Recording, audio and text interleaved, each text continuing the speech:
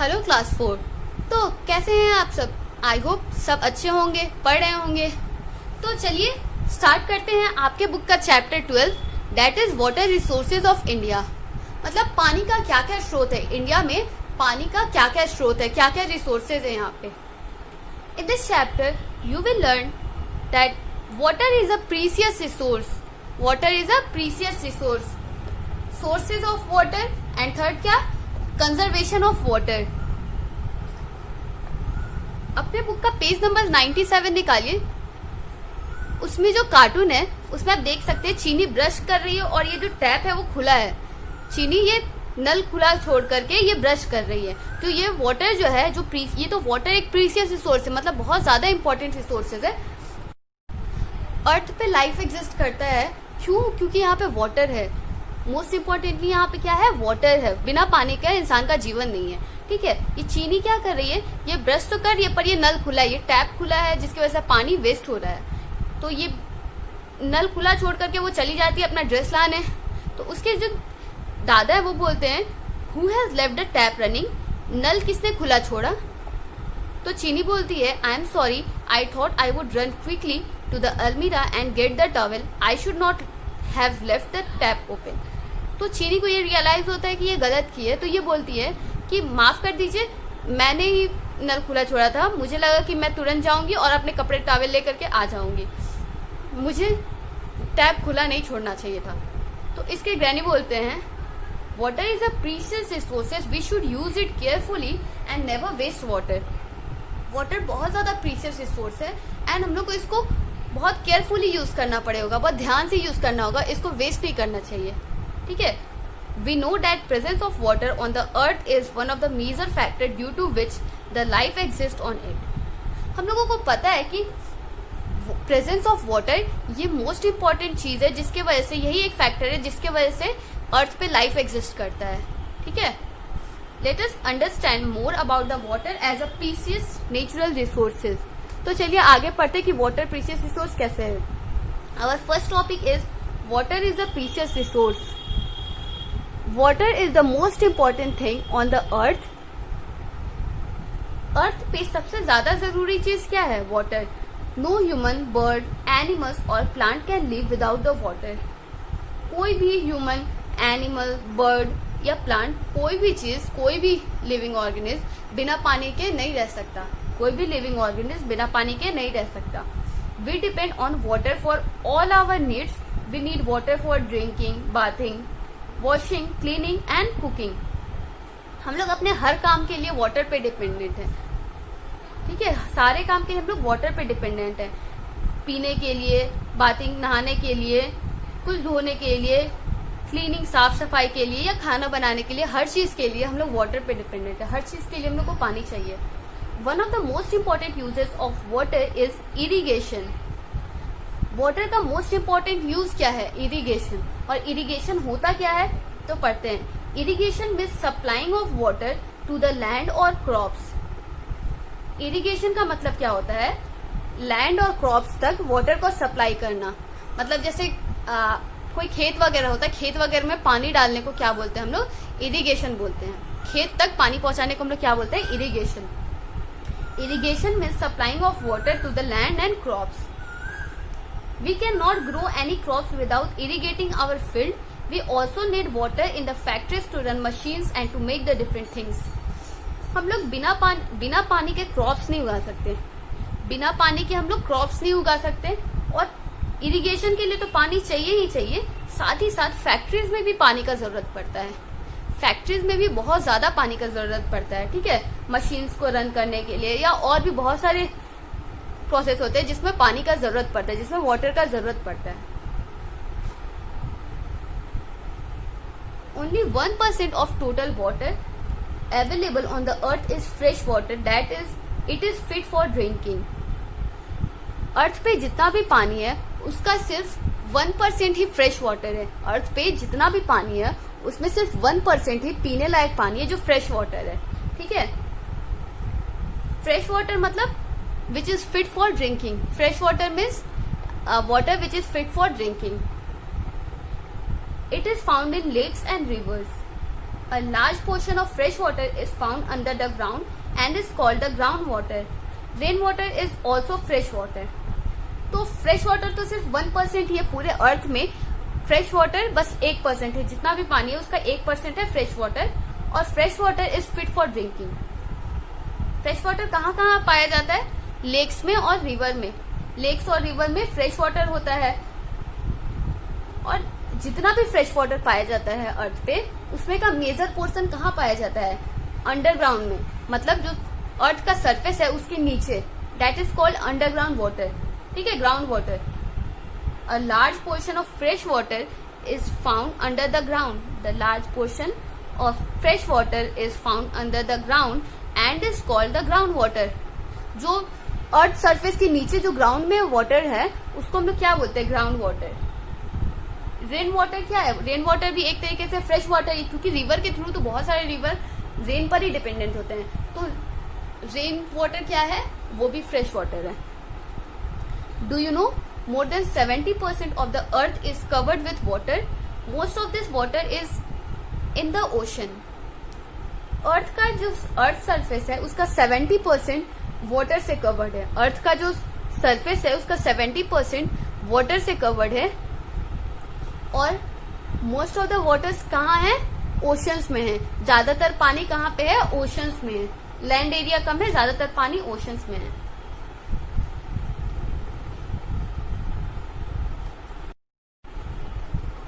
The water from the seas and ocean is salty and is not potable. जो sea और ocean में जो water होते हैं वो सॉल्टी होते हैं, नमकीन होते हैं.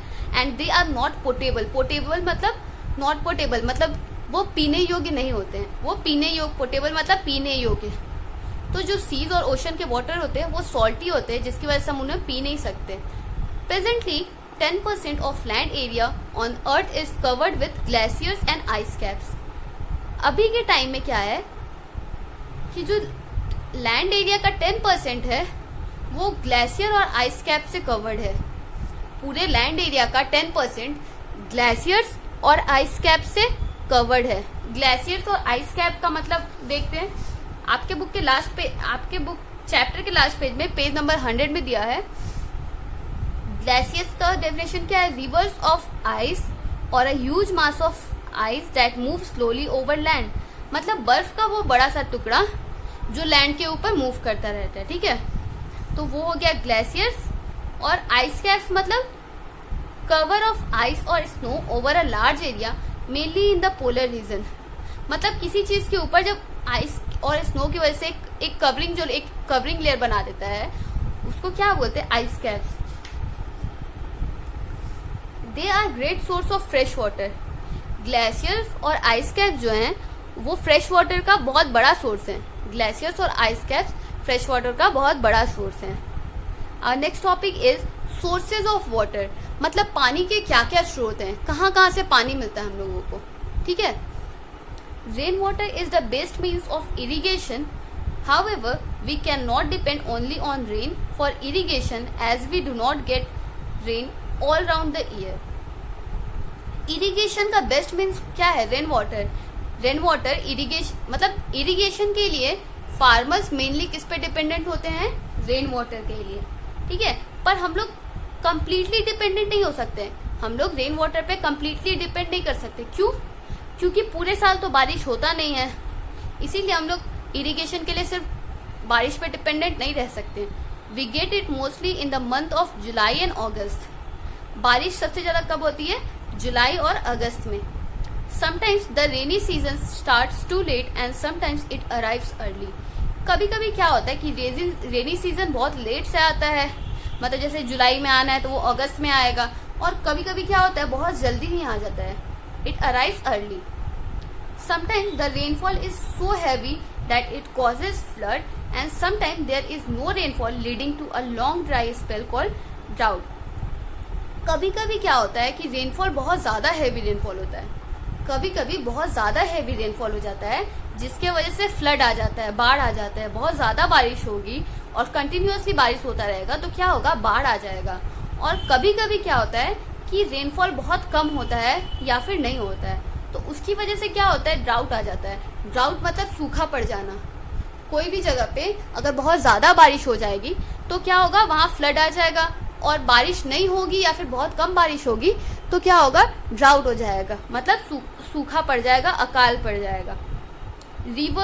River is a large natural stream of water. We have many big rivers in India. Among them, the most important rivers are Satluj, Ganga, Yamuna, Brahmaputra in the North India.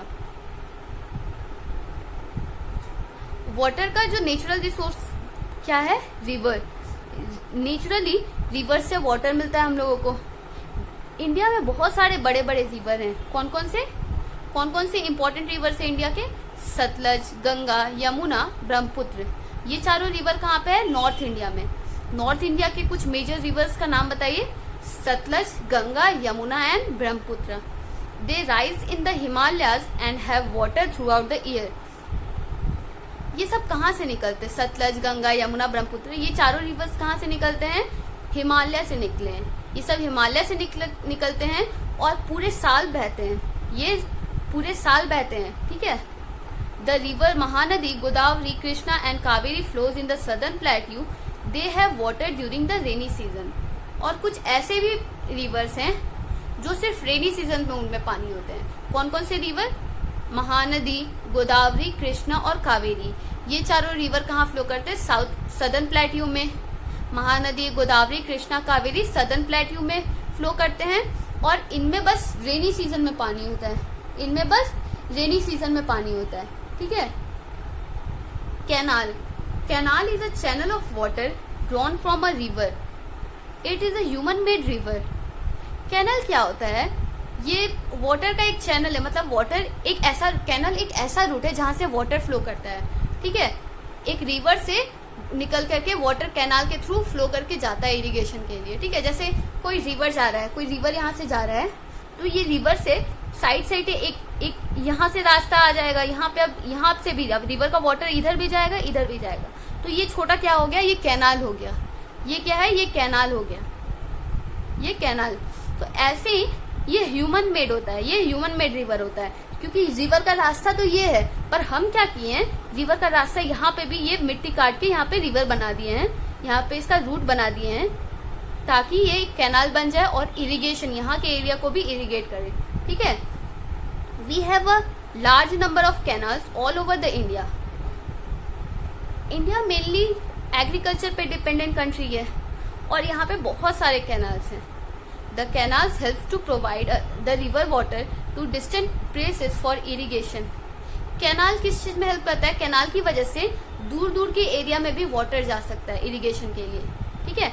जैसे river का ये रास्ता है, तो अब इससे निकाल करके रिवर का जो रास्ता हम लोग अगर यहाँ से कैनाल बना देंगे बहुत सारा, तो अब जो ये साइड का एरिया होगा, जो डिस्टिंक्ट प्लेस होगा, डिस्टेंट प्लेसेस पे भी आराम से वाटर चला जाता है, इरिगेशन फैसिलिटी अच्छी हो जाती है, ठीक है।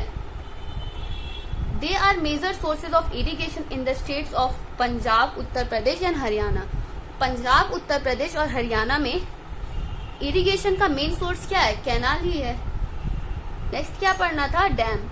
Dam is a human made barrier with concrete walls build across a river. Dam क्या है? Human made barrier. बैरियर मतलब क्या होता है? रुकावट। बैरियर मतलब क्या होता है? रुकावट। बैरियर मतलब रुकावट। डैम क्या है?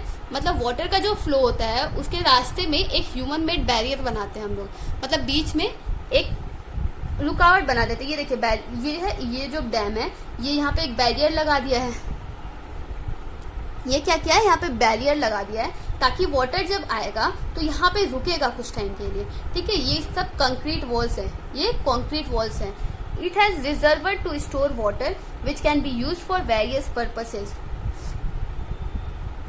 ये जो कंक्रीट वॉल्स है इनके पीछे वाटर रिजर्वर होता है।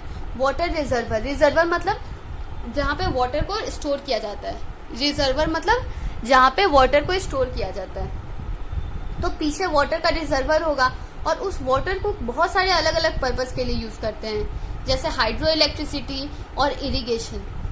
Dams are use to produce hydro electricity and for irrigation.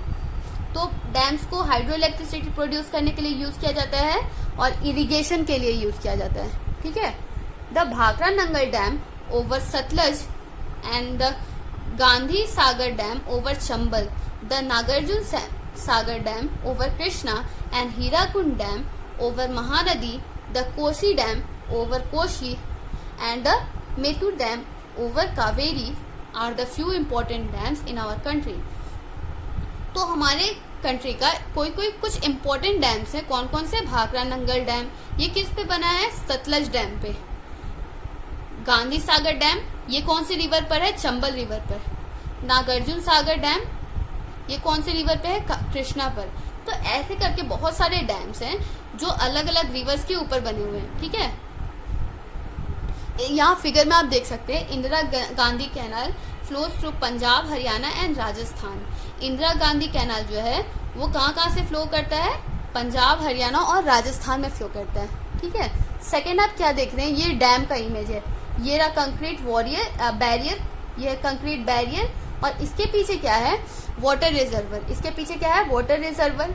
वहां पानी किस चीज के लिए यूज होता है? To produce the hydro electricity and second for irrigation purpose.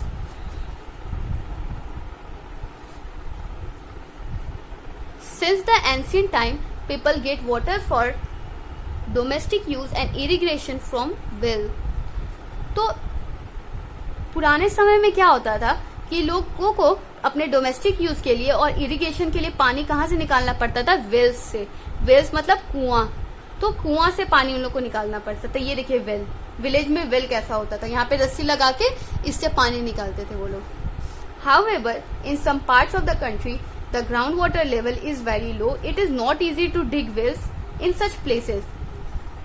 पर कंट्री का कुछ पार्ट ऐसा है जहाँ पर के ग्राउंड वाटर बहुत ज्यादा, उसका लेवल बहुत ज्यादा नीचे है. ठीक है, ग्राउंड वाटर का लेवल बहुत ज्यादा नीचे है जिसकी वजह से हम लोग वहाँ पे वेल भी नहीं बना सकते. जैसे वेल हम लोग बना लिया जहाँ पे वाटर लेवल हाई है, ग्राउंड वाटर लेवल हाई है, तो वहां पे तो बना लेंगे. पर जहाँ ग्राउंड वाटर लेवल लो है वहां पे वेल कैसे बनाएंगे? वहां पे वेल नहीं बन पाएगा. It is not easy to dig wells in such places to draw water from great depth. People now dig tube wells. तो अब क्या होता है कि जहाँ पे पानी का ग्राउंड वाटर बहुत ज्यादा, उसका लेवल नीचे होता है, जहाँ के ग्राउंड वाटर का लेवल बहुत ज्यादा नीचे होता है, वहां पे लोग ट्यूबवेल्स लगा लेते हैं. क्या लगा लेते हैं? ट्यूबवेल्स लगा लेते हैं जिससे पानी का वो ऊपर ले आए. डीजल इंजन्स और electric motors are use to run this tubewells. Tubewells कैसे? मतलब इलेक्ट्रिसिटी से काम करता है ना. ट्यूबवेल्स कैसे चलता है? इलेक्ट्रिसिटी से चलता है. ठीक है, तो इसके लिए क्या यूज करते हैं लोग? डीजल इंजन यूज करते हैं और इलेक्ट्रिक मोटर को यूज करके ट्यूबवेल से पानी निकालते हैं. हाँ, जहाँ पे वेल्स नहीं बना सकते वहां पे ट्यूबवेल्स बना करके डीजल इंजन या फिर इलेक्ट्रिक मोटर को यूज करके ट्यूबवेल से पानी निकालते हैं. इन हिली और Rocky areas such as Deccan Plateau region, it is difficult to dig wells. So large tanks are built where rainwater is stored for various uses. Tanks are used for irrigation and other purposes. पर हिली और Rocky areas में क्या होता है? Deccan plateau का जो हिली और रॉकी एरियाज है वहां पे तो पत्थर वगैरह ही ज्यादा रहते हैं ना. तो पत्थर वगैरह को डिग करना इजी नहीं है. तो वहां पे क्या होता है? वेल तो नहीं बना सकते हैं, बहुत मुश्किल होगा. वेल तो नहीं बना सकते हैं. तो अब क्या होगा? वहां के लोग क्या करते हैं कि बड़े बड़े टैंक बना करके रखते हैं. ठीक है, बड़े बड़े टैंक बना करके रखते हैं जिसमें रेन वाटर स्टोर होता है. बहुत सारे बड़े बड़े टैंक बना के रखते हैं जिसमें रेन वाटर स्टोर होता है. और उस पानी को कैसे यूज करते हैं? इरिगेशन के लिए या फिर और भी बहुत सारे पर्पस के लिए उस वाटर को यूज करते हैं. ठीक है, तो रेन वाटर को स्टोर करके उसके पानी को इरिगेशन या अदर पर्पस के लिए यूज करते हैं. ठीक है, तो आज के लिए बस इतना ही. मिलते हैं कल और इस चैप्टर को कल कंटिन्यू करेंगे. Till then bye bye, take care.